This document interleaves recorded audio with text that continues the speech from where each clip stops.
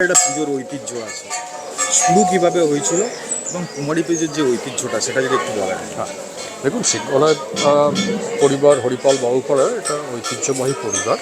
এরা রাজস্থান থেকে আমাদের পূর্বপুরুষরা আসেন, এখানে আগে জমিদারি ছিল। সেই সময় গুরুদয়াল সিংহরায় মহাশয় তিনি এই পুজোর সূচনা করেন। আজ থেকে প্রায় 300 বছর, মানে এই বছরটা ধরলে 300-এ পা দিল আমাদের দুর্গা পূজা। এবং উনি এই শুধু দুর্গা পূজাটাই নয়, উনি এখানে কমিউনিটি ডেভেলপমেন্টের অনেক কাজ করেছেন। হসপিটাল আছে, গুরুদয়াল ইনস্টিটিউশন আছে আমাদের পূর্বপুরুষেরই, এবং অনেক দান ধ্যান, জমি জায়গা, পুকুর সমস্ত কিছু দিয়ে গেছেন কমিউনিটি।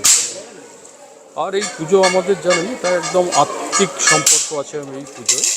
বাইরে যারা থাকি আমরা এক সপ্তাহ আগে চলে এসে সমস্ত নিজেরা জোগাড় করি। বাড়ির মেয়েরা ভীষণ রকমভাবে এতে ইনভলভ হয়।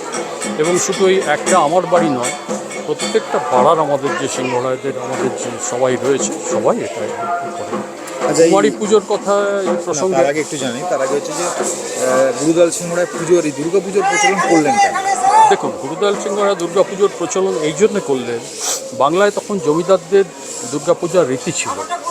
এবং যেহেতু আমরা রাজস্থান থেকে উনি মাইগ্রেট হয়ে এসেছিলেন এবং জমিদারি দেওয়া হয়েছিল, এবং সেই সময় ব্রিটিশদের থেকে উনি রায় বাহাদুর খেতাব পেয়েছিলেন, সেই জন্যে ওনাকে দুর্গাপূজা শুরু করতে হলো। এবং গোটা গ্রামে অঞ্চলে তখন দুর্গাপূজা ছিল না, সেই জন্যে উনি দুর্গাপূজা শুরু করেছিলেন।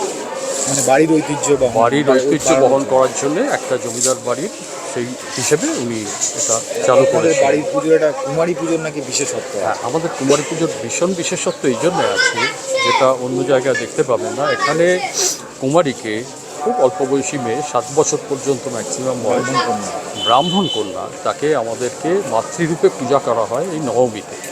তো এর ঐতিহ্য হচ্ছে যে মা সকলের মধ্যে আছেন এবং ছোটরা সত্যি তারা শক্তির প্রতীক, দুর্গার প্রতীক।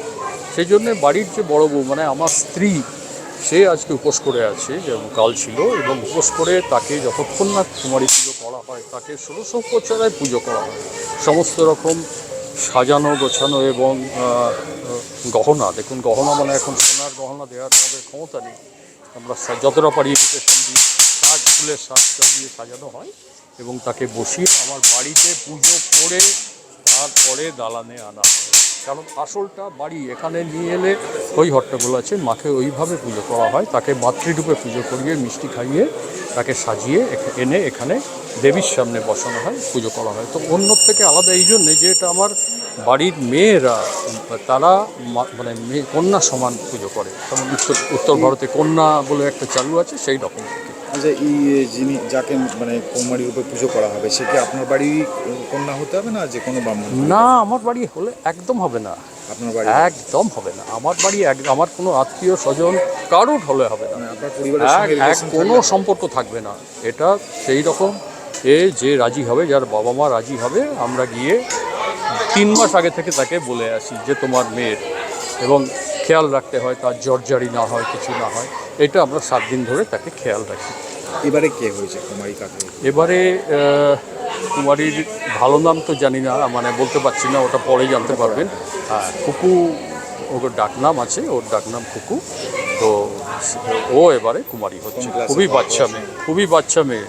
আপনি দেখলে বুঝতে পারবেন যে সত্যিকারের কুমারী মেয়েটির বয়স মাত্র 5 বছর, মানে তার 5 বছর আর কি। এত সুলক্ষণা মেয়ে যে আমার ওকে দেখে খুবই ভালো লাগলো, এবং সেই জন্যে আমরা প্রথমেই ওকে সিলেক্ট করলাম যে হ্যাঁ খুবই সুলক্ষণ। এই যে কুমারী পুজো আমরা বিভিন্ন জায়গায় দেখেছি, অষ্টমী বা নবমীতে হয়, সেখানে ব্রাহ্মণরা করে থাকে, মানে যিনি পুজো করেন। ঠিক, কিন্তু আপনাদের এখানে রীতিটা একটু আলাদা, যে আপনার বাড়িতে কোনো গৃহবধূ এই পুজোটা। দেখুন, আমার বাড়ি এটা এই জন্যই হয় যে মাতৃরূপে আমার এখানে তো দুর্গাপূজায় আমাদের বাড়ির মহিলারাও পূজা করেন মাকে। ব্রাহ্মণ শুধু নয়, ব্রাহ্মণ দিয়ে তো পুজো হয়ই হয়। যেমন কুমারী আসবে, কুমারী আগে বাড়িতে পূজিতা হয়ে তবে কুমারী আসবেন এখানে এসে ব্রাহ্মণ পূজা করবে। কারণ ব্রাহ্মণ এতদিন মৃত্তিকার দুর্গাকে পুজো করেছেন, এবার সাক্ষাৎ দুর্গাকে ব্রাহ্মণ পুজো করে পুজো শেষ করবে।